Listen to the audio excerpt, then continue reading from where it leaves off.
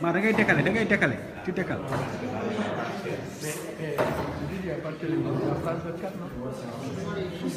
Mar. C'est bon. Comme ça, bye. C'est bon. C'est bon.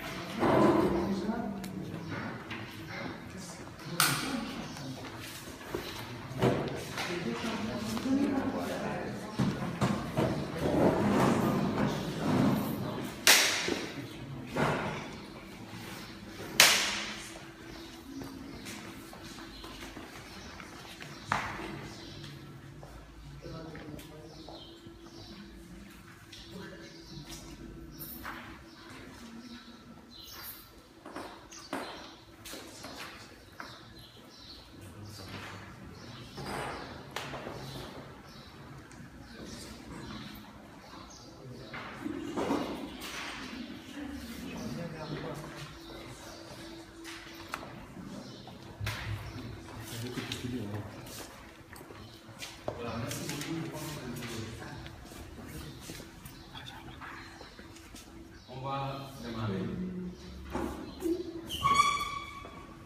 Je vais commencer par vous souhaiter la bienvenue à cette conférence de presse. Nous avons tardé à démarrer parce qu'on attendait la visite de la presse, aux autres collègues. Je voudrais vous présenter les gens qui sont sur la table. De la droite vers la gauche, nous avons Mme William Zey, qui est la présidente de l'association Atangana contre l'oppression et la défaite. Vous avez le colonel Yangdo, représentant de l'Institut des droits de l'homme et de la paix, M. Aboubakar Moud, secrétaire général de la rencontre africaine pour la défense des droits de l'homme, moi-même Abdoulaye, point focal de l'association Atangana ici, coordonnateur également du comité sénégalais des droits de l'homme, M. André Aouri, représentant régional du commissariat des droits de l'homme des Nations Unies, M. Oumar Diallo de la ICDH, Société internationale de droits de l'homme, Sénégal, et également M. Cissé, représentant de la Ligue sénégalaise des droits de l'homme. Donc sans plus tarder, nous allons commencer. Je vais proposer, nous allons laisser la parole d'abord à M. André Aouri pour un mot de bienvenue. Ensuite, la parole à Mme Myriam Zey, qui va venir un peu sur les objectifs de cette rencontre d'aujourd'hui. Ensuite, M. Aboubakar Moud, M. Tidiane Diop, M. Oumar Diallo et M. de la Ligue sénégalaise. Donc, on va essayer de tenir cette conférence de presse en une heure de temps. N'est-ce pas? C'est que les journalistes sont très débordés, et ceux qui sont là ont ici depuis pas mal de temps. Donc, sans plus tarder, M. le Président, merci de nous avoir saisis. C'était un mot de bienvenue à la presse, aussi à vos collègues des ONG et de l'ONG qui fait le suivi sur l'affaire Atangana. Nous, bienvenue dans la salle des droits de l'homme et du système des Nations Unies et des c'est le bureau régional. Et je voulais quand même dénoncer deux mots dans lesquels je veux faire référence au commissaire dans son discours d'ouverture de la 28e session du Conseil des droits de l'homme à Genève, qui s'est ouvert du 2 au 27 mars. Lui-même, il a rappelé plusieurs fois dans son discours d'ouverture comme les États membres doivent toujours respecter les mécanismes internationaux de promotion et protection des droits de l'homme.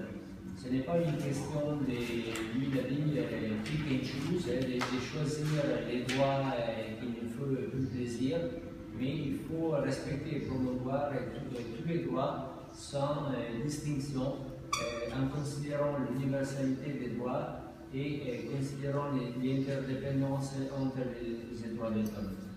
Et en plus, il s'est prolongé sur la question qu'éventuellement aujourd'hui vous allez débattre, sur le fait que les mécanismes internationaux de suivi, soit des différents traités et conventions, ou qui relèvent de la Charte des Nations Unies et du Conseil des droits de l'homme, que ce sont des recommandations qui sortent des enquêtes mises en place soit par des experts ou soit par des groupes d'experts, et que parfois les États négligent de prendre connaissance de ces recommandations, et en plus ils négligent aussi de les mettre en œuvre et de la mise en application et de les respecter chez eux dans leur propre État. Alors je voyais cette opportunité pour lancer un appel à tous les États membres de respecter pas seulement les droits qui ça leur plaît, mais de respecter tous les droits et de promouvoir tous les droits pour tous les citoyens, sans distinction de race, de couleur, de pratiques religieuses ou d'orientation sexuelle, mais de respecter les droits tout court.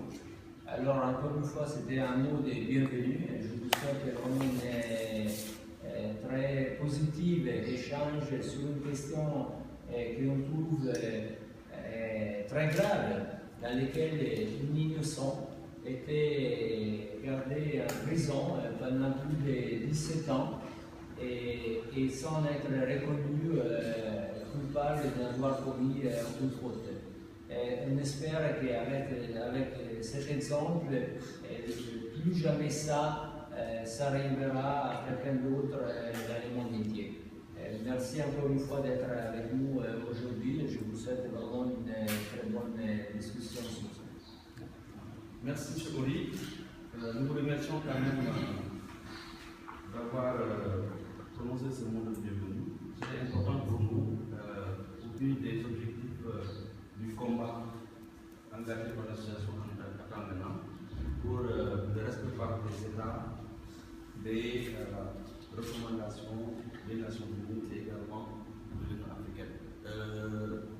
Je donne la parole à Myriam qui va vraiment venir très en détail sur le contexte. Bonjour, merci au Salon Droits de l'Homme pour cet accueil. Je vais simplement résumer un petit peu l'affaire Atangana.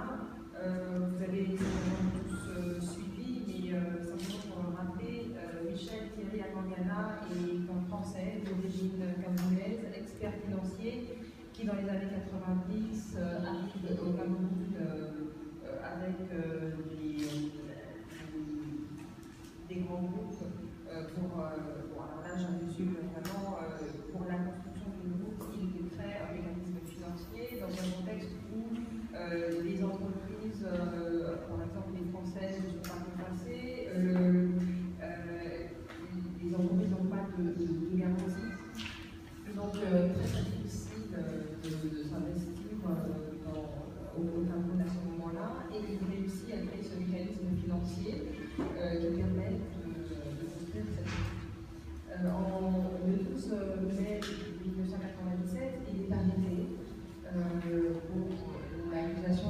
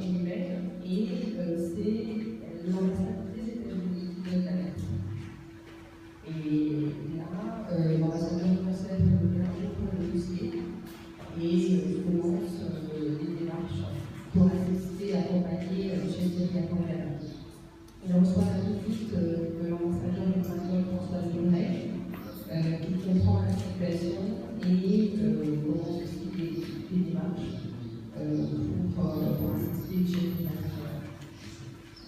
En 2013, il fait l'objet d'un avis de travail sur la détention arbitraire de l'eau. Cet avis, il avait en présent, il dit clairement qu'il s'agit d'une détention arbitraire. Et le travail, il met 3 recommandations pour résumer la libération immédiate, la réhabilitation et une enquête aussi pour apprendre les personnes responsables de cette privation de liberté et l'indemnisation pour tous les préjudices subis. Donc l'avis est publié le 3 février 2014. Le 18 février 2014, le président camerounais Paul Biya signe un décret de remise de paix. Et alors, il y a un problème. C'est une réponse à la vie venue, puisqu'elle intervient 15 jours après la publication, sauf que c'est une grâce présidentielle, alors qu'il s'agit d'une détention arbitraire. Donc, au bout d'un an, avec le recul, on se dit que c'est vraiment intentionnel et que là, il y a véritablement piétiné la vie de l'État. Alors, je vous passe les détails, mais nous avons entamé des démarches et donc au mois de novembre, pendant la session du groupe de travail sur la détention arbitraire, je parle de novembre 2014, nous sommes allés à Genève donc, pour rendre compte de la non-action du Cameroun et de toutes les démarches que nous avons effectuées. Donc, ce rapport est disponible si il y a des questions sur demande. Donc, cet appel, parce que nous sommes scandalisés par l'attitude du Cameroun qui a piétiné ses avis de l'ONU. Cet appel au respect du droit international, parce qu'il s'agit bien du droit international. Je suis concernée par le fait qu'on interprète ces avis comme un simple sentiment. Mais lorsque vous avez un rapport qui sort de plusieurs années d'enquête, il ne s'agit pas simplement d'un sentiment, c'est pas un droit international. Et notre avis, c'est que ces recommandations sont compétentes et que le Cameroun doit les appliquer. Et la France, qui est aussi concernée parce qu'il s'agit d'un ressortissant français, doit faire appliquer, est tenue de faire appliquer ces décisions. Donc, alors l'appel de Dakar, pourquoi Dakar? Parce que ici, nous avons rencontré un accueil intelligent, chaleureux, et cette mobilisation s'est faite spontanément et très vite. Donc nous avons décidé de lancer cet appel historique aujourd'hui à partir de Dakar. Donc je vais passer la parole au représentant de la secrétaire générale de M. Aboubacar, qui va vous expliquer son engagement prévu. Merci William. Peut-être William nous poursuivre les prochaines étapes? Oui, je vais vous parler après. Merci, M. Mar, le modérateur, Monsieur le haut-commissaire aux droits de l'homme. D'abord, nous vous remercions de nous avoir donné la possibilité de tenir la conférence de presse dans vos locaux. Et nous sommes honorés également de votre présence à cette conférence de presse qui se justifie, comme vous le dites, par le fait qu'aujourd'hui, ce qui est arrivé à Michel Thierry à Tangana pourrait arriver à n'importe quel autre citoyen à travers le monde.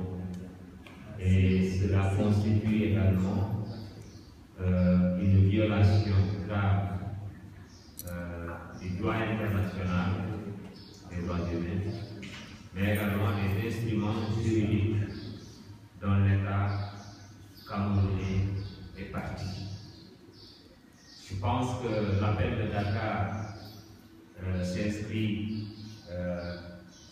dans le cadre des recommandations qui ont été formulées par le groupe de travail des Nations Unies, dont le rôle était également d'arbitrer pour voir dans cette affaire dont est l'objet de Thierry à Tangana, est-ce qu'on a respecté le droit?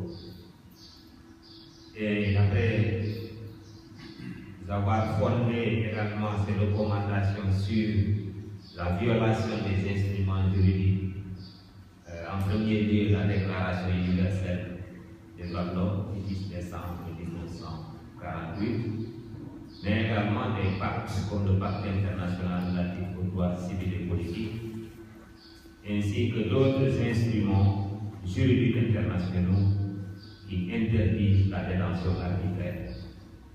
Mais également, on peut évoquer aujourd'hui un certain nombre d'instruments juridiques régionaux au niveau africain par rapport à la Charte africaine des droits de l'homme et des peuples également, ne serait-ce que le droit au procès équitable. Nous considérons qu'il y a eu des violations graves et flagrantes des dispositions de la Charte africaine des droits de l'homme et des peuples. Et enfin, nous avons la Constitution camerounaise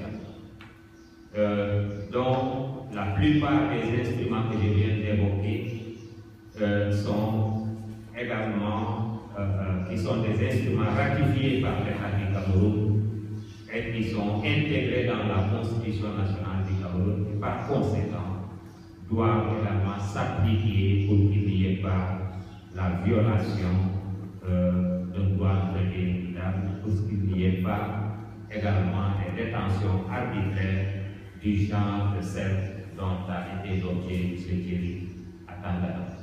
Fort de tout cela, c'est qui justifie également le soutien des organisations de défense des droits de l'homme, comme la RADDHO ou d'autres qui sont ici présentes, pour apporter un soutien pour le respect du principe et du droit à un procès équitable. Cette affaire, comme l'a dit la représentante de l'association Thierry à Tangana, qui est là avec nous, c'est une campagne également d'opinion. C'est une campagne d'opinion pour amener l'État du Cameroun à respecter d'abord ses obligations. L'État du Cameroun est à partie des Nations Unies, est à partie de l'Union africaine. Par conséquent, il ne doit pas aujourd'hui traîner des pieds comme on l'a constaté avec la remise de terre, avec même aujourd'hui également ce qui a été exigé par le groupe de normes qui a été formulé sous forme de recommandation par le groupe de travail. Jusqu'à présent, nous voyons que l'État du Cameroun ne s'exécute pas par rapport à ça. Et cela est extrêmement grave dans la mesure où l'État du Cameroun est en train de violer non seulement les dispositions de sa propre constitution, mais les dispositions des traités internationaux dont il est à partie. Fort de tout cela, nous avons rencontré M. Thierry à Tangana, qui est dans le cadre d'une campagne également internationale, une campagne d'opinion, parce qu'il a été victime de l'arbitraire. Et en tant que tel, il veut être rétabli dans ses droits. Et nous, en tant que défenseurs des droits humains, c'est notre raison d'être également, c'est d'assister les victimes pour non seulement l'accès à la justice, mais pour la manifestation de la vérité. Et cette manifestation de la vérité montre qu'effectivement, c'était un complot qui a été monté et qui ne se exécutait non pas sur la base du droit, mais sur la base peut-être d'autres considérations. Ce que nous disons à travers notre appel, c'est que nous exigeons quand même que l'État du Cameroun qu'il veille au respect de ses obligations et de ses engagements, mais également qu'il fasse en sorte qu'aujourd'hui, M. Thierry Atangana soit rétabli dans ses droits. Nous demandons aussi aux Nations Unies, dont l'État du Cameroun est État parti, de continuer à exercer la pression sur l'État du Cameroun pour qu'il s'acquitte de ses obligations. Et cela est valable, cet appel également est lancé en direction aussi des chefs d'État et de gouvernement de l'Union africaine.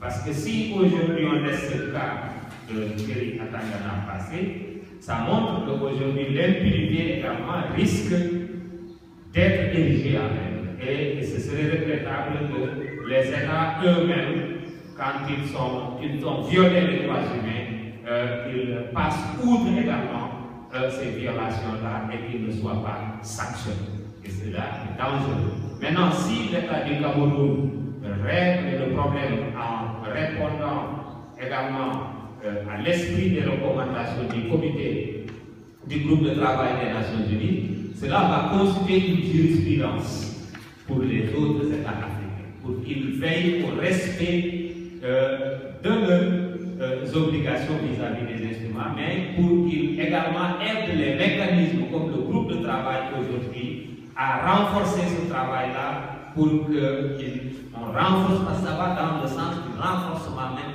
de l'état de droit. C'est une question également de l'état de droit et du traitement des citoyens également de façon égale devant la loi. Et nous considérons que fort de tout cela, notre soutien est un soutien légitime. C'est un combat également pour le respect de la dignité humaine, pour le respect des droits humains, aussi bien les droits civils que les droits économiques, sociaux et culturels. Donc voilà la raison d'être de ce combat-là. Et nous pensons que le fait qu'aujourd'hui que nous nous retrouvions à Dakar pour lancer cet appel, ça va contribuer également aujourd'hui à informer l'opinion, mais surtout à attirer l'attention de la communauté internationale, de la communauté régionale sur cette affaire, pour que cette affaire soit vidée le plus rapidement possible et dans l'intérêt aujourd'hui de cette personne qui a été privée pendant 17 ans de liberté et qui retrouve sa liberté, mais qui doit également être indemnisé conformément aux recommandations du groupe de travail de l'ONU. Voilà ce que je voulais dire pour ne pas être très long et pour laisser peut-être les autres également représentants d'organisations qui ont répondu à cet appel et qui font partie du collectif aujourd'hui qui a été mis en place au Sénégal pour porter le combat à côté de l'association Michel Thierry Atangana. Je vous remercie. Merci, M. Aboubakry Mbodj. Nous laissons la parole au colonel Diop. Merci. Mesdames, Messieurs, bonjour. Je remercie l'assistance en particulier de M. Ori, représentant le nom du Haut Commissariat des droits de l'homme, de m'avoir convié à cet appel. Une voix plus autorisée que la mienne, normalement, aurait être là pour parler de cette question qui nous interpelle. Mais déjà, les organisations qui se trouvent à cette table ont déjà défini le contexte et dit ce qui devait être dit, tant sur le plan juridique que sur tous les autres aspects qui concernent cet aspect, cet appel. La présence de l'insulte des droits de l'homme et de la paix participe à cette quête permanente de l'insulte en ce qui concerne la protection et la défense des droits de l'homme. Merci. L'Institut, pour ceux qui ne le savent pas, est un institut d'université qui a été créé en 1983 en répondant aux vœux des chefs d'État de l'organisation continentale qui s'était réunie en 1981. Réunion à partir de laquelle la Charte africaine des droits de l'homme et de la paix et des peuples a été promulguée. Et c'est pour pérenniser ce combat pour les droits de l'homme que les chefs d'État ont exprimé le vœu de mettre en place un institut d'université à vocation fondamentale pour faire la promotion et la défense des droits de l'homme. Cet appel de Dakar est symbolique. Et l'IDHP ne pouvait pas être en reste. C'est ce qui explique notre présence. Et comme je vous le disais tantôt, des voix plus autorisées nous ont déjà dit et débattu de la question. Nous nous engageons fermement avec vous pour maintenir ce plan qui constitue à lutter de manière permanente pour la dignité humaine, comme l'a dit tantôt M. Boy, et pour tout ce qui touche de près ou de loin les questions relatives aux droits humains. C'est notre quête permanente de la vie. Tout à l'heure, le directeur des études de l'Institut des droits de l'homme de la PK en route m'a empêché. Et le directeur de l'Institut des droits de l'homme, qui est un professeur titulaire de chaire, le professeur Sambadam, qui est en ce moment à l'étranger, a marqué sa volonté, et Madame l'a bien reçu en France avant de venir, c'est lui qui nous a mis en rapport pour mettre les premiers pas qui vont conduire à cet appel que nous sommes en train de vivre. Je vous remercie et encourage l'assistance à travailler en ce sens. C'est un vote, c'est symbolique et c'est à magnifier. Je vous remercie. Merci mon colonel. Merci Abdoulaye. Permettez-moi au nom de M. Ségoufri, qui est président de notre organisation Société internationale pour les droits de l'Association sénégalaise, et à mon nom personnel, remercier le représentant du commissariat de l'Assemblée pour l'accueil, remercier lui et ses collaborateurs, mais également remercier Madame la Présidente de l'association Akadana contre la détention arbitraire. Nous sommes très satisfaits d'être là aujourd'hui pour se battre auprès des organisations qui sont acceptables pour une cause qui est la nôtre, la protection des droits de l'homme, et des missions de la plupart des organisations. Et je crois que dans cette affaire, il faut le mettre en lumière, c'est de protéger les droits de l'homme. Qu'est-ce qui s'est passé? Une personne a été détenue pendant 6 ans. Il y a plusieurs droits qui ont été donnés dans le cadre de cette arrestation. Il y a une détention arbitraire, une détention dans un lieu secret. Il y a la violation également du principe de la présomption d'innocence, la violation de l'article 11, la déclaration du principe des droits de l'homme. Il y a également la violation du principe de procès équitable. Tout cela, si vous faites la somme, il y a sérieusement 3 semaines. Je crois que c'est le moment aussi de saluer et de féliciter le travail des Nations Unies pour la détention, qui sont saisis de cette affaire, qui ont sorti des décisions extrêmement importantes, en demandant la libération de Michel Tang, en demandant également à l'État camerounais de prendre toutes ses responsabilités en ouvrant une enquête dans le sens de sanctionner les responsables. Mais c'est également en réparant, même si votre corps, on ne peut pas réparer quelqu'un qui a été gardé, ne serait-ce qu'un seul jour. En violation de ce droit, on ne peut pas le réparer. Mais 17 ans, il y a de quoi organiser. Je crois que ce sont des décisions qui sont extrêmement importantes, qu'il faut saluer. Mais ce qu'il faut relever par rapport à cette affaire, c'est que quelqu'un l'a soulevé, ça peut arriver à n'importe qui. Et c'est ça le combat. Ce n'est pas le combat pour une justice, pour un droit positif, mais c'est pour les droits naturels. Parce que n'importe qui peut être dans une situation où il serait arrêté et détenu de façon illégale. C'est pourquoi on doit se battre. C'est pourquoi également on est pour cette table. Nous sommes avec cette campagne pour que justice soit faite à la personne à Dakar.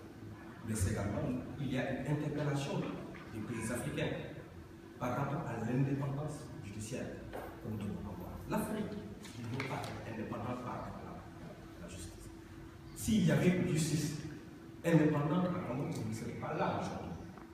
certainement il y aurait une instance qui pourrait remettre en cause cette décision. Malheureusement, la plupart du temps, on a dans nos pays des justices qui ne sont pas indépendantes. Et les politiques s'immiscent dans les affaires de la justice, ce qui pose de véritables problèmes. C'est pourquoi nous sommes encore interpellés. En Afrique, qu'on se batte pour avoir une justice indépendante, au lieu d'être poursuivi devant la Cour pénale internationale, devant le mécanisme des Nations Unies, qu'on puisse régler les problèmes à l'interne. Quand on nous dit, on n'est pas content, on dénonce, on dit qu'il y a de l'ingérence, les gens font le communisme et du colonialisme, mais c'est pas vrai. En réalité, on a besoin tout simplement d'avoir une indépendance judiciaire. Si on l'a, on aura besoin et on aura réglé des questions de justice interne. Donc, je voudrais, sans plus tarder, encore une fois, remercier tous ceux qui sont là autour de cette table et renouveler notre engagement dans cette campagne internationale avec constitutionnelle.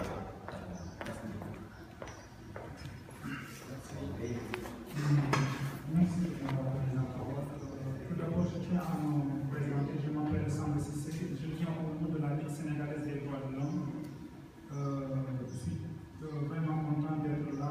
Je salue au passage le représentant du Haut Commissariat des droits de l'homme, la présidente de l'association Tangana et les organisations sœurs de la défense des droits de l'homme, ainsi que mon oncle colonel Diop. Donc, je viens précisément pour représenter l'avocat Hassan Diomaye qui est parti à la CPI en passant par la Côte d'Ivoire pour les besoins du procès de Gbagbo. Il a tenu à ce que je porte ce message suivant. Bien entendu, après avoir réaffirmé son engagement auprès des organisations sœurs dans la défense des droits humains, dans le combat contre l'impunité et les détentions arbitraires, il a tenu à ce que je porte ce message suivant, que les États africains doivent aujourd'hui entrer dans la tradition universelle des droits de l'homme. Et pour cela, il faut faire place à l'éthique du respect des instruments juridiques internationaux. Plus déterminant encore, les États africains doivent se démarquer du terrain de la simple élaboration pour se rapprocher davantage de celui du respect du droit international et des instruments juridiques ratifiés. Aujourd'hui, le fait noté au Cameroun, non au Pacifique, mais non au pas également toute l'Afrique entière. Et nous le déplorons avec la dernière énergie. Et ce qui est malheureux, c'est des cas similaires se trouvent notamment dans d'autres pays. C'est peut-être des journalistes, des syndicalistes, c'est peut-être des défenseurs des droits de l'homme. Et cet état de fait nous pousse au pan de cette tradition universelle des droits de l'homme. Enfin, Maître Hassan Diomaye a appelé toutes les organisations de défense des droits de l'homme à intégrer dans leur activité promotionnelle le groupe de travail sur la détention arbitraire pour une plus grande connaissance de ce mécanisme universel dont le travail concerne tout le monde entier. Je vous remercie. Voilà, je représente un éminent avocat. Lui, il saurait peut-être dire beaucoup de choses là-dedans. Je vous remercie. Merci beaucoup, cher partenaire. Je voudrais juste insister sur le fait que Maître Hassan Diomaye est quand même quelqu'un de très essentiel dans le dispositif. Voilà, il m'avait même demandé à ce qu'on puisse reporter cette conférence de presse. Bon, mais malheureusement, c'est décalé. Bon, Myriam avait déjà prévu de venir ici à Dakar pour le besoin de cette conférence de presse. Mais je voudrais en tout cas faire savoir à tout le monde que toutes les organisations de défense des droits de l'homme sont avec cet appel. Il y a Amnesty également qui devait être avec nous, bon, mais malheureusement, c'est Gassama et notre territoire, ainsi que Alioune, n'est-ce pas? C'est ça qui fait qu'aujourd'hui Amnesty n'est pas là. Mais je pense qu'Amnesty va également venir nous rejoindre dans ce combat. Je voudrais très rapidement remettre la parole à Myriam, parce que comme on l'a dit, c'est une campagne qui démarre ici au Sénégal et il y a plusieurs actions qui sont planifiées, n'est-ce pas? Je vais demander à Myriam de revenir très rapidement sur ça. Oui, alors je voulais juste préciser que nous, association, nous sommes conscients que certains États ont un respect sélectif des instances de l'ONU. Donc, quand il s'agit du groupe de travail sur la détention arbitraire, et là, dans le cas de Michel Trinidad-Mangala, on voit bien qu'il y a un mépris total. Mais nous savons que le FMI et la Banque mondiale sont des instances de l'ONU également. Donc, nous allons à Washington la semaine prochaine et nous serons avec notre avocat, Maître Abdoulaye, qui nous appuie beaucoup et qui vraiment qui nous aide, qui est très engagé à nos côtés. Nous allons au département d'État américain, nous allons rencontrer les cadres de la direction Afrique et nous allons être représentés aussi avec un représentant du groupe de travail sur la détention arbitraire parce que nous avons constaté avec le cas Mangala que la vie nous a observé et a sauvé la vie. Simplement, le groupe de travail sur la détention arbitraire n'assure pas le suivi des recommandations. C'est-à-dire que nous avons pu nous rendre compte, mais leur mission finalement s'arrête là. Donc nous faisons aussi campagne pour renforcer leur capacité et étendre leur mission au suivi des recommandations. Donc nous avons ce rendez-vous-là le mardi 10 mars. Ensuite, nous avons une conférence sur la détention arbitraire à Paris, à la Maison du Barreau, le 15 avril. Donc avec, en partenariat l'association du Barreau. Et ensuite, dans la deuxième partie du mois d'avril, entre le 20 et le 29 avril, à Genève, à l'ONU, il y a la session du groupe de travail sur la détention arbitraire. Et à cette occasion, nous avons également organisé un événement en partenariat avec le centre Robert Kennedy Center for Justice and Human Rights, donc avec M. Franck Larue, et également le département d'État américain. Suite à cela, le 6 mai, à l'IPHP, il y aura également une conférence sur la détention arbitraire, donc toujours cette même campagne. Et à cette conférence sera présente Mme Kelly Kennedy du Robert Kennedy Center for Justice and Human Rights. Donc pour l'instant, le calendrier s'arrête le 6 mai. Merci Lydia. Donc sans tarder, s'il y a des questions qui veulent être posées et des contributions, j'aimerais bien entendre Jean-Jacques Gaspard également. Sarah, une question? Oui, mais en fait j'ai besoin d'être proche, donc je le ferai après la conférence. D'accord. D'accord, c'est bon. Des questions?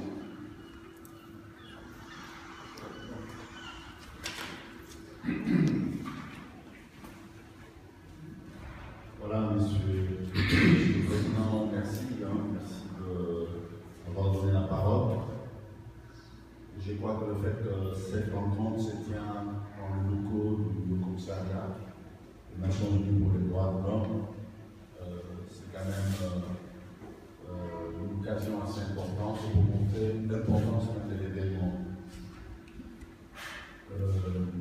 Comme le représentant du secrétaire général des Nations Unies l'a bien souligné, c'est une question d'universalité même de droits de l'homme. Pour même de Michel, je le connais, je suis africain, j'ai été au Cameroun à plusieurs reprises, on en parle très souvent. C'est pourquoi ma première question, je me l'ai peut-être posée à Myriam, donc de l'association Atangana, c'est dit tout simplement, le Cameroun, c'est un pays réputé au monde entier pour tous ces juristes, c'est un pays de juristes, des grands juristes. Alors, je ne sais pas quel est l'apport des juristes camerounais par rapport à ces dossiers, ou quelle est la contribution sur les terrains de juristes sénégalais, camerounais, par rapport à ces dossiers. Ma deuxième question, c'est tout simplement par rapport à la campagne. Je suis d'accord avec mon ami Marc quand il parle de la campagne de Vignon, c'est bien. Est-ce que l'ambassade du Cameroun au Sénégal a été saisie de cette rencontre? Qu'est-ce que le comité qui est là, vous qui êtes le comité au niveau du Sénégal, vous comptez faire, mener comme activité, action, en direction de l'ambassade du Cameroun, qui représente l'État du Cameroun, parce que c'est l'État qui doit changer. Si on fait une campagne, si on fait un plaidoyer, si on va vers l'État, c'est l'État. Alors, qu'est-ce que vous avez prévu en direction de l'ambassade du Cameroun? Au-delà de l'ambassade du Cameroun, du représentant de l'OIA, des autres organisations régionales, parce que c'est une affaire assez, je ne sais pas, 17 ans en prison, je ne sais pas ce que ça représente pour chacun d'entre vous, si vous avez déjà été en prison. C'est un peu inhumain.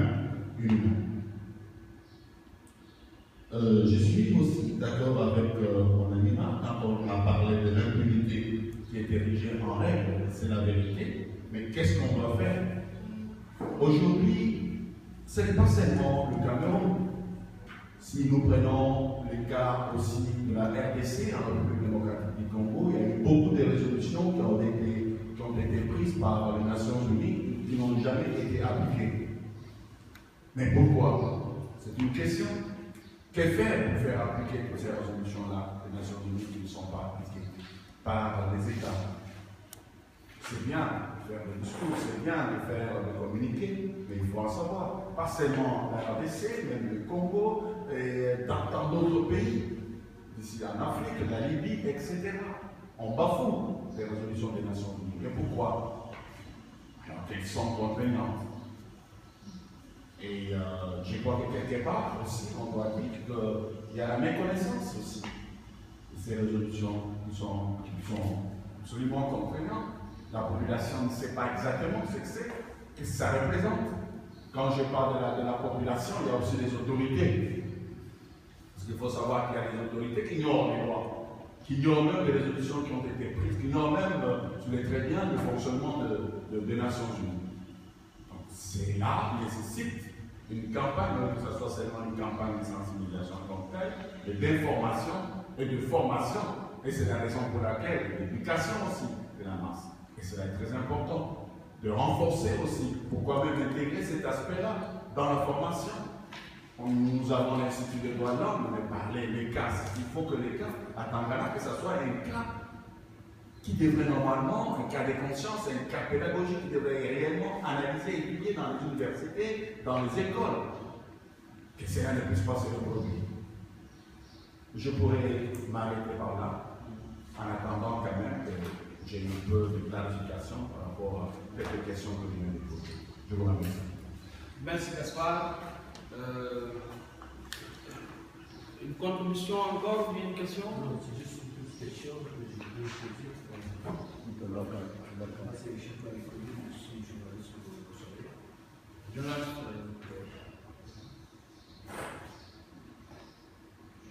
Voilà. Donc, je disais, je suis Michel Marie-Connu, je suis journaliste au Soleil. Bon, j'ai une préoccupation, c'est-à-dire savoir est-ce que dans le travail, par exemple, c'est-à-dire pour quelqu'un qui a été depuis 17 ans, métier des organisations du droit de l'homme, pendant 17 ans, que cette vraiment personne soit détenue à Belgique. Je voudrais savoir, pour analyser vraiment ces organisations. Ensuite, je vous dis une autre question.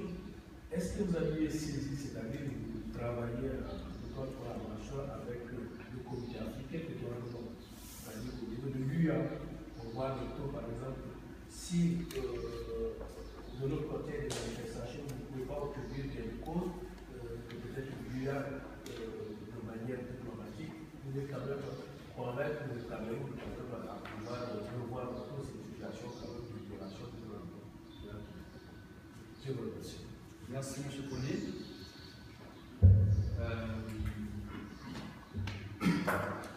C'est bon, il n'y a pas de contribution? Selon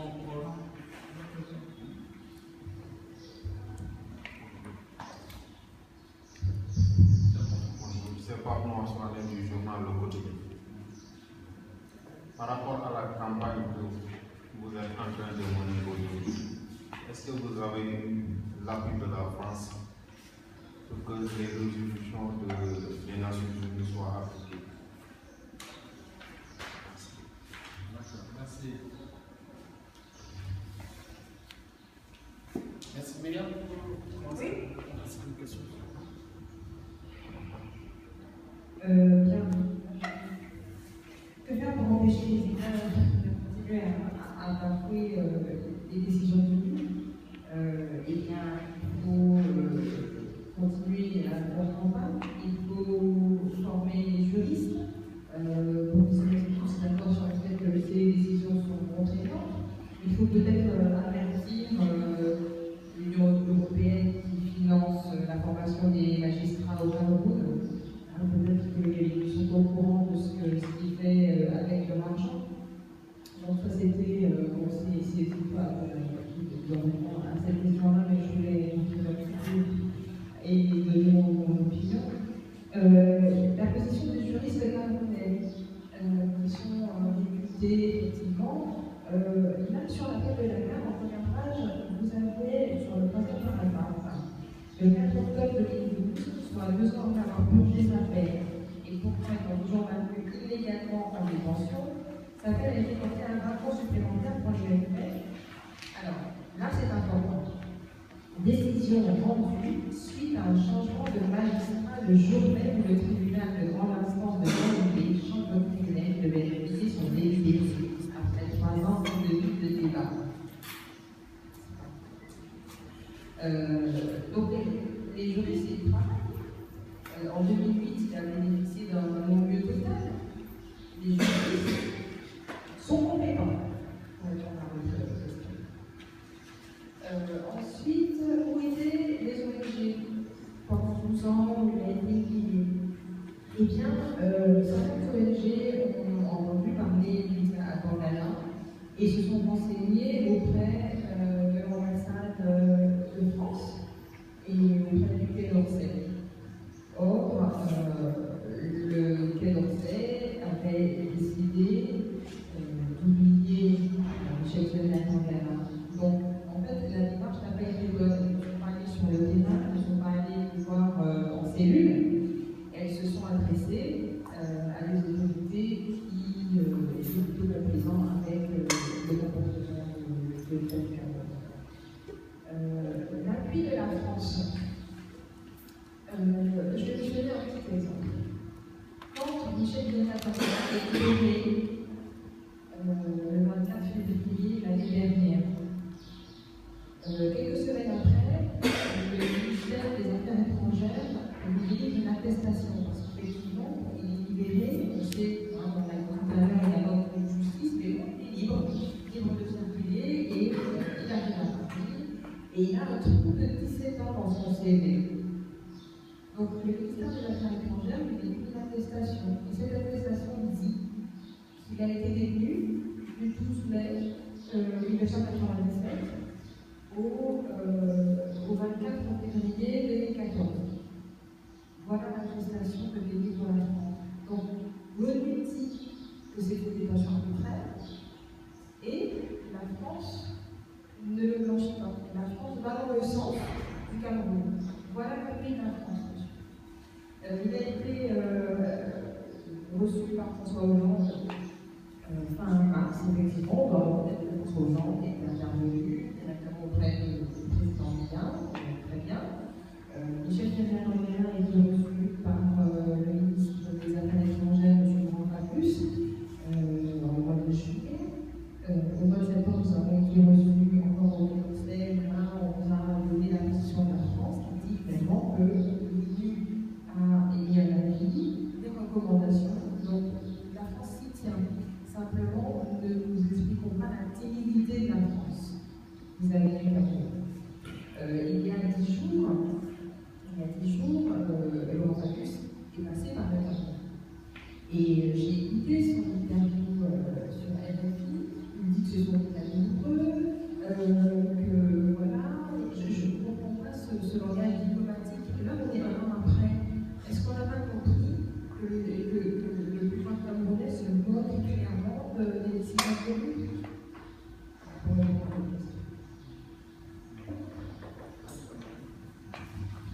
Merci. Je pense que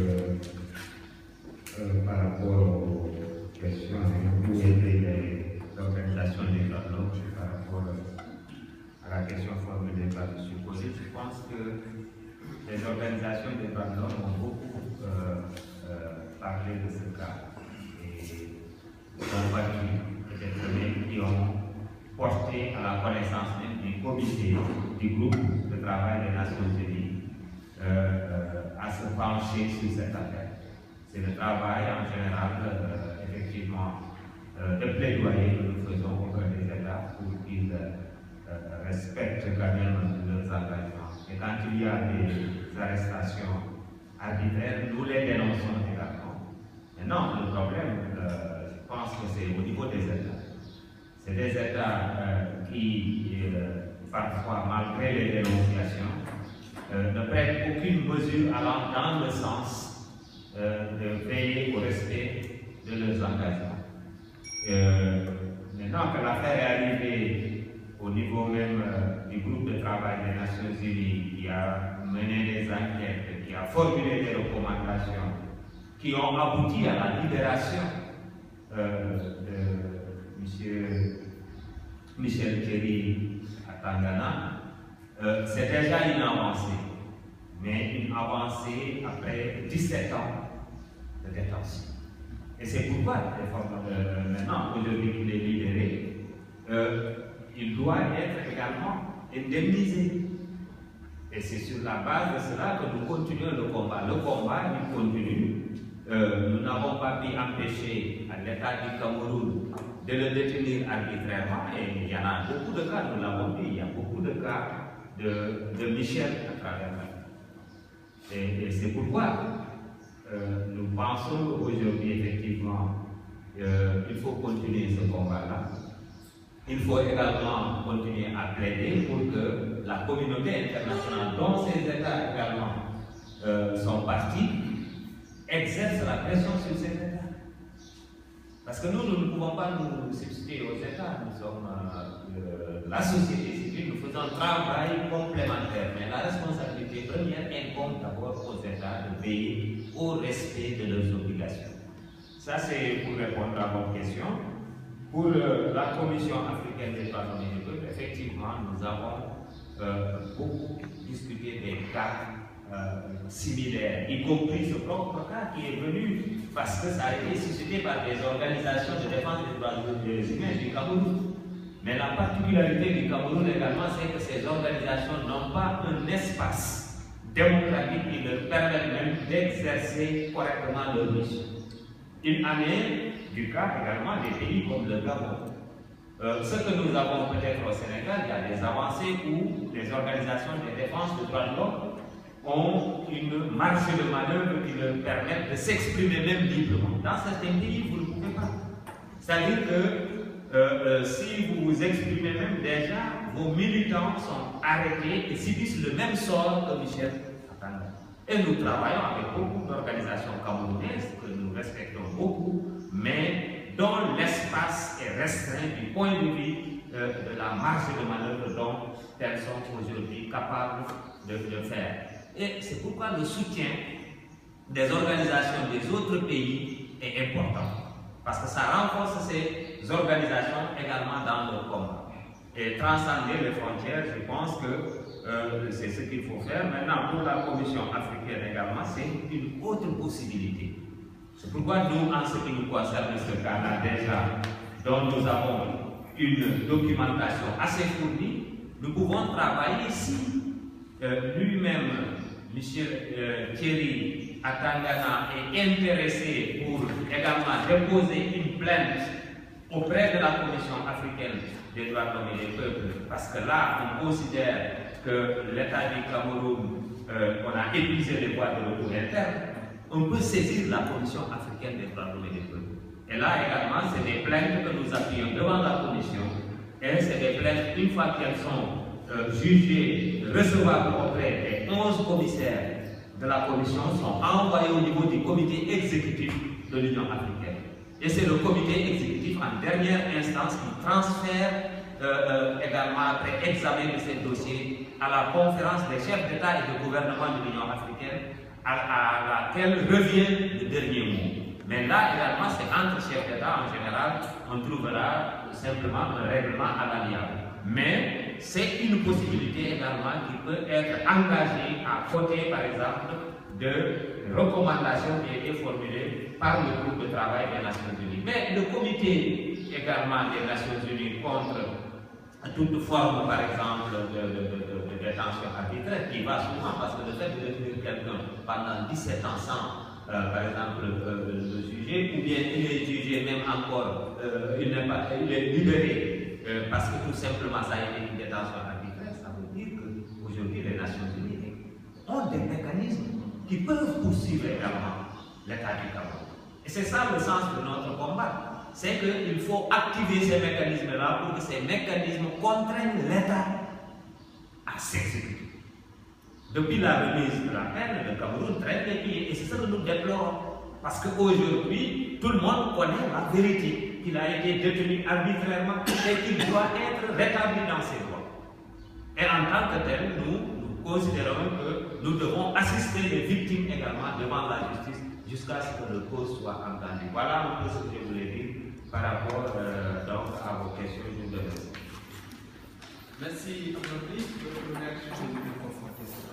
je voulais simplement conforter ce que Aboubakry a dit. Effectivement, je crois que les organisations de droits de l'homme étaient là quand il y a une violation des droits de l'homme. Mais il faut dire qu'en Afrique, c'est vrai, les violations sont parfois extrêmement importantes. On a l'impression que rien n'est fait. C'est là où les États africains sont interpellés. Là également, les organisations des droits de l'homme africaines sont interpellées, mais également les citoyens africains. Parce que la question de la protection des droits de l'homme, c'est une question quand même de citoyens, de plus en plus. Si l'Europe a pu progresser, c'est parce qu'il y a une appropriation de la part des citoyens. C'est là où il y a un challenge pour nous de faire en sorte que les citoyens puissent s'appuyer ces documents. Maintenant, pour ces gens de cas, il y a plus des étapes. C'est vrai qu'il y a certaines étapes qui ont échappé à certaines organisations africaines sénégalaises. Mais aujourd'hui, ce qui est important, c'est que nous sommes plus dans la violence, nous sommes dans l'appel, nous voulons que la réparation soit faite et on se bat pour cela. Je crois que c'est ça le grand but qu'il faut soulever. Merci. Merci, Thomas. Je pense que ce sont des réactions très pertinentes. Très pertinentes. Souvent, il n'y a pas de violation des droits de l'homme. Vous savez, nos États n'ont pas cette habitude de répondre favorablement surtout aux interpellations des organes, aussi bien de l'Union africaine que des Nations Unies. Il y a eu un délai avec la décision de la Cour de justice de la CEDEAO. Le Sénégal n'a pas voulu respecter. Mais ce qu'on dit, c'est qu'il faudrait que les organisations de la société civile soient les premiers à mettre la pression sur les États pour le respect de ces recommandations. C'est-à-dire qu'avec les États, il ne faut pas compter sur eux. Il faut que ça se mette à l'évidence. Et ce n'est pas pour rien que l'appel de Dakar est lancé à partir de Dakar. Parce que la société civile sénégalaise a fait ses preuves. C'est une société civile qui est très forte, très soudée, et qui sait combattre lorsqu'il y a une injustice, lorsqu'il y a une impunité. Aujourd'hui, c'est parce que peut-être ça c'est allé très vite. Hein. Michel était là il y a plus de 10 jours. Michel était là il y a plus de 10 jours. Mais en si peu de temps, nous avons les organisations de défense des droits de l'homme qui sont là avec nous. La RADO est là, la Ligue sénégalaise, la SCDH, Amnesty également. C'est un combat parce que tout simplement, voilà des organisations qui se battent pour des principes, qui se battent pour le respect de la dignité de la personne humaine. Et je voudrais également souligner que cet appel de Dakar qu'on voit ici, ce n'est pas un appel fermé, c'est encore ouvert. Il y a d'autres organisations qui sont en train de publier le document. Hier soir, il y a l'article 19 de Fatou Diagne, n'est-ce pas, qui m'a dit qu'en fait, ils sont en train de publier le document. CLVF, Comité du contre les violences faites aux femmes, sont en train de publier le document. C'est un peu valable pour l'autorité. Parce qu'il y a certaines organisations, de par leur structuration, la discussion ne peut pas se faire du jour au lendemain, du tic au tac, très rapidement. C'est ça. Mais il y a d'autres organisations qui sont en train de qui sont intéressées par cet appel et qui vont rejoindre cet appel. Gaspard a parlé du comité. Le comité appuie cette initiative. Et je pense que toute organisation de défense des droits de l'homme doit accompagner l'association Atangana dans le cadre de son combat pour le respect des recommandations des organes du droit international, de l'ONU, mais également de l'Union africaine. C'est notre combat quotidien.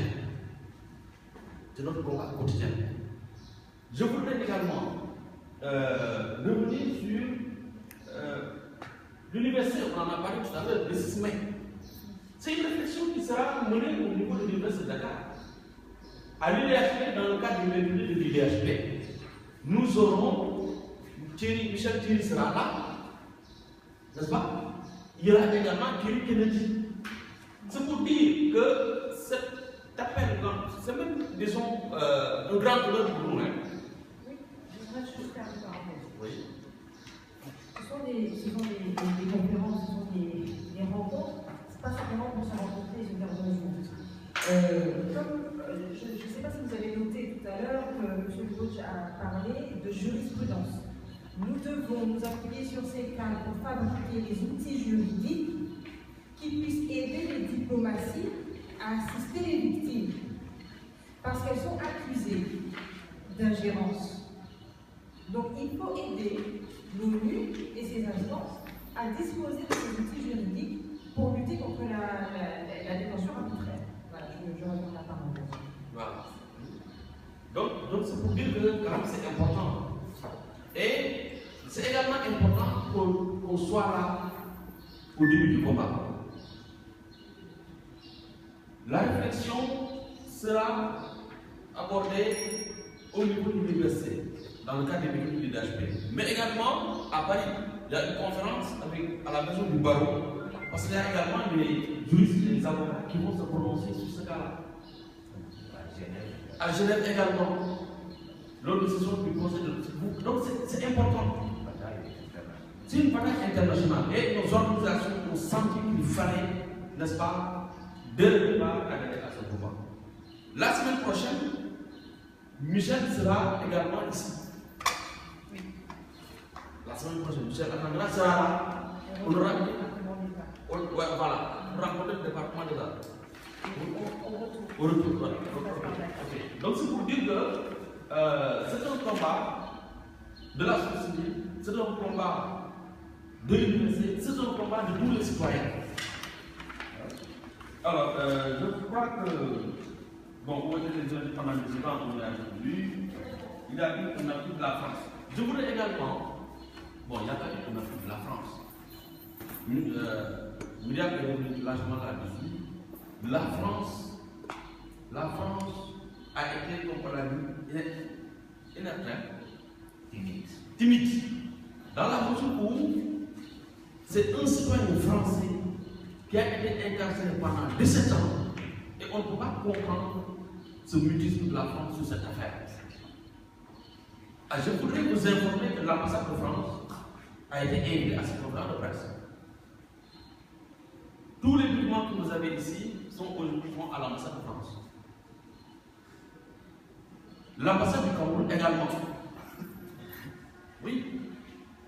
C'est pour vous dire que toutes ces ambassades sont au courant de ce que nous sommes en train de faire. Et ça, c'est le début du combat. Hein?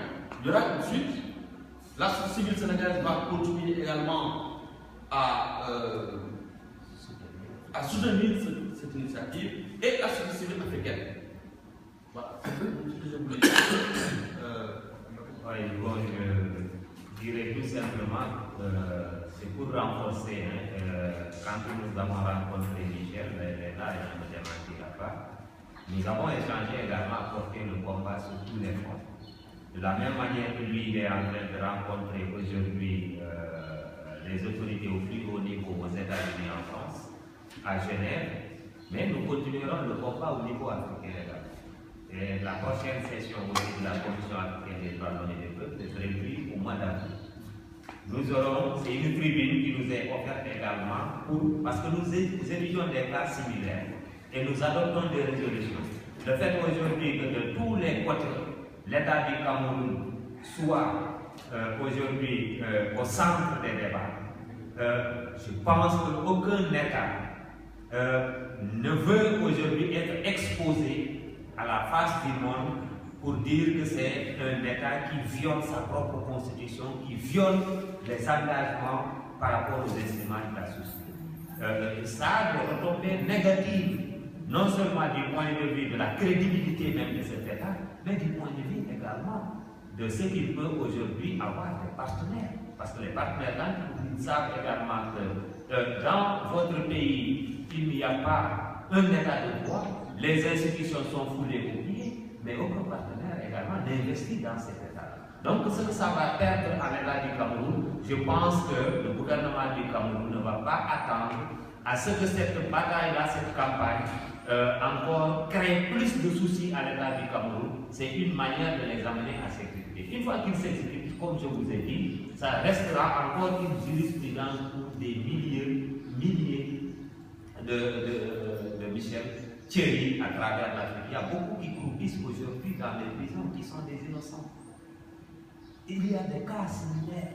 Mais le fait aujourd'hui que ce cas soit résolu, ça va donner encore de force et ça va dans le sens même du renforcement de l'état de droit en Afrique. Est-ce que vous voyez? Et comme il l'a dit, effectivement, ça va dans le sens également d'une prise de conscience des citoyens qu'une autre justice est possible en Afrique. Et c'est ça l'espoir. Et c'est le sens également de notre bataille. C'est ce que je voulais dire pour vous dire qu'aujourd'hui, c'est un combat à plusieurs fronts, au niveau des institutions des Nations Unies, au niveau de l'Union africaine, au niveau des acteurs de la société civile, dans toutes leurs sensibilités. Voilà un peu ce que je voulais ajouter. Voilà, je pense que on peut clôturer. Et je dis qu'il y a une petite pause à côté, n'est-ce pas? Et voilà, nous remercions votre présence. Merci.